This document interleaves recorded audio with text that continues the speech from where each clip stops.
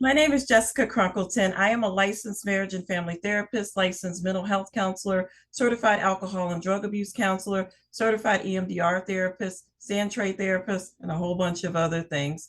Recently decided to create this video series. There are different parts of it. This particular part of it is grad school 101. And so I'm really going to just be getting into things that I wish I had known before going to grad school and during grad school. There's just a lot of things I didn't know. And I think, so I graduated from John Brown University 2012. I have a master's degree in marriage and family therapy and community counseling. It was a dual program, amazing experience, but there were just a lot of misconceptions.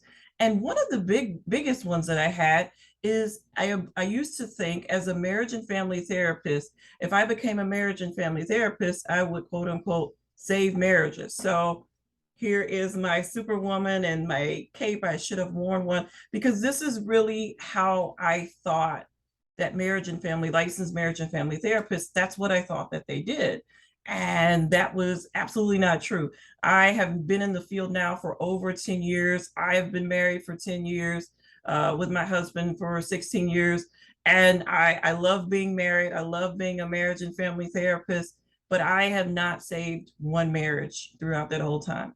That's actually not what we do. So I remember when I first got to grad school and we were talking and the professors were asking us about why we came to grad school. And of course, me being green and young, and I'm still young, by the way, but I remember saying, I'm here because I want to save marriages. There, 50% divorce rate, and I am just here to save marriages. And the professor was kind of like, oh, you poor unfortunate soul. But he was very nice about it. He says, actually, I'm glad you're enthusiastic about being here, but that's actually not what we do. That's not what marriage and family therapists do. And I remember thinking, well, why am I here? First of all, if that's not what we do, why do you call yourselves that? And I'm paying all this money.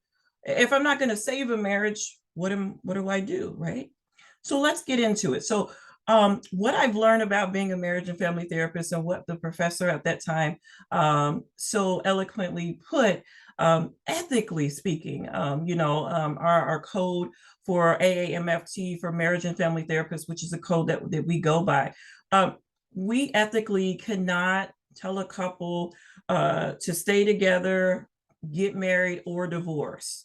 Uh, you know, those are things we don't do that. It is 100% up to the couple what they decide to do with their relationships, with their marriages. It's not on us. And I remember thinking, wow, okay, so what do we do? So what we do is help couples decide what's best for them. So oftentimes couples come in, one may want to stay together, one may want to get divorced, or they're kind of both at a similar point. They're not sure what they want to do. There's so many different presentations that couples have. And I would say my role as a marriage and family therapist, a licensed marriage and family therapist, is to see them as a couple. So the couple is my client, not just the husband or the wife, or the husband and the husband, or the wife and the wife, or whoever it is, right? It's really important for me as a marriage and family therapist. And also, if you think about it, just being in graduate school, going through your graduate counseling internship, really thinking of their relationship, them as a couple, as your client, and what's best for them. And that's not up to you to decide. You may think, oh my gosh, personally, I don't think they should be together. They've got a lot of issues going on, but it's not up to you. That's not what we're there for. We're there to help them make decisions about their relationship, how to move forward, where they go from there. And it can be very effective. Like I said, I've been married for 10 years now. And part of the reason, I'll be honest with you, when I first got married, thought I had it all, knew it all. I ain't know nothing. I knew a little bit about something, but man, it's different.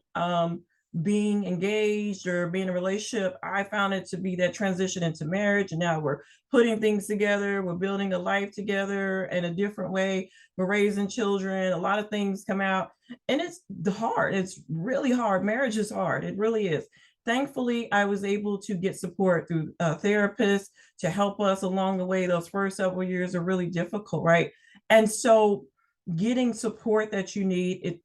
I think it's really important, but also as a marriage and family therapist, really understanding your role, that you're not there to make decisions for them. Because if you tell them, in fact, one of my good friends, she still talks about this to this day, but back in the day when she was married to her husband, they went to see a marriage and family therapist, and the therapist, well, I don't know if they were marriage and family therapists, but they were some type of therapist, but they did couples therapy with them. But the therapist advised them that they need to divorce, and would constantly contact my client, my friend. She would contact my friend and tell her, hey, I just want to make sure that you guys are still getting a divorce. And it's just very traumatic. And my friend, who is now a licensed marriage and family therapist, often thinks about that. And one of the things she had said was, I think we could have made it. I think we could have made it work had we had the right support and not been, harassed and pushed to divorce, right?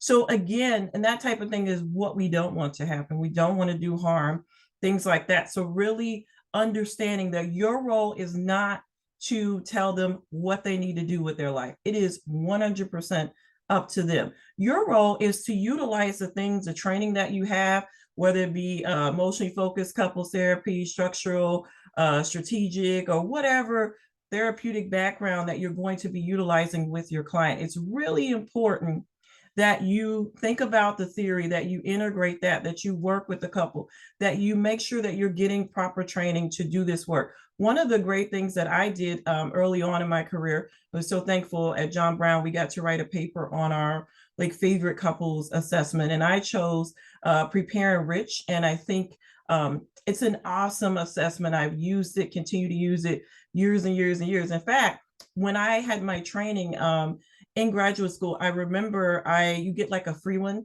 And me and my fiance at the time, who's now my husband, we had been dating for 5-6 years almost. And we were planning to get married soon. And so I took this assessment because I said, okay, I'm going to see what it comes out. And I remember reading it and getting the feedback and thinking, yeah, they don't really know us. We know what we've got and what's working and what's not working. And boy, was I wrong. Let me just say that. There was a lot of things that the assessment got right. And this holds up 10 years later. So I really do believe in assessments, and also just working with your clients, supporting the couple in whatever decision they want to make. And so getting that training, the Prepare and Rich is a great assessment. I think it costs maybe $200 or something like that to take it. I did, it was like a 1-day training. And the great thing about it is that it gives you the couple, they take it separately, 30 to an hour. It takes them to take it, and they'll get back like a 8 to 10 page printout that you give them, and it talks about, just points in their relationship, how things are going, a little bit about their history, things like that. But it's just really cool because it kind of gives a breakdown in terms of personalities and different, how they function in terms of raising children, if they have children, or the views they have about that, or about money, sex, a whole bunch of stuff, communication, just all the things that when we think about marriage that we need to be considering. Love is important. I definitely believe in that, but you need to make sure that you and your partner are on the same page about things, because that's where issues can come up. Okay. And this assessment does a great job of bringing up some of those points, helping you as a couples therapist in training, learn ways to support your couple and where you might want to go. Do we want to spend more time on communication or sex or money, or where do we need to go? Family of origin issues, and identifying where those are showing up. And it's an assessment. So you have your idea, but the assessment also offers some support. The other thing I would say as a marriage and family therapist, I think, as we think about doing couples work, and I'm going to talk about this more as I get into these series, is it's really important to do your own work, because that can show up in the things that you do and how you see couples. If you're more aligned with the wife or the husband or whoever in the relationship, some of that might be coming from some of your own stuff, so you really want to take care of that. But again, main thing here, that the message that I want you to get is that marriage and family therapists, we do not save marriages. That's not what we do. It's totally up to the couple. If they decide to stay together, great. And I think a lot of couples a lot of couples I've worked with, they are able to get support, especially I think if the therapist is trained in doing couples work, like a marriage and family therapist, we're specifically trained in working with family systems, and we have courses on it in grad school. You go through all this stuff, so it's very intense on teaching you, preparing you for that type of work. Okay, so great preparation. I love my marriage and family therapy program. It really helped me to set the stage for who I am today. There's no way I could do this work without that type of training. The other thing I will say is sometimes couples don't stay married, right? Sometimes they do divorce. I have been there to support couples as they consciously uncouple, or however you want to frame it. Lots of times they might be they might have children. So how do they effectively co-parent? Grief and loss, all these issues. Maybe there was infidelity or different issues that came up. So how do they move forward from that? How do they support their children if they have children? How do they divide assets? How do they do this in a way that is honoring of that relationship, that union that was before, but that is no more, that's changing, that's shifting? How do they do that? And honestly, I've helped a lot of couples do that. I had no idea I was going to do that, but it's turned out great. And some of them still keep up with, and it's nice to check in with them, when I see them, and they'll contact me following up, or I'll see them out in public. And it's nice to just check in. For those who want, you don't have to talk to me about where you're at now, but a lot of them, they want to share, hey, we're doing a lot better, we are not together, this is my new partner, but we're raising these kids and things are a lot better. And so I think that warms my heart to know that, and to know that I did what I was supposed to do. And again, I think it's important for you as a future marriage and family therapist to really understand your role.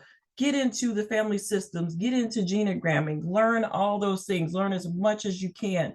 That's going to really help you. But also take care of yourself, work on your personal stuff, because I'm telling you, if you don't, it will show up in the therapeutic room. All right, thanks. See you on the next one.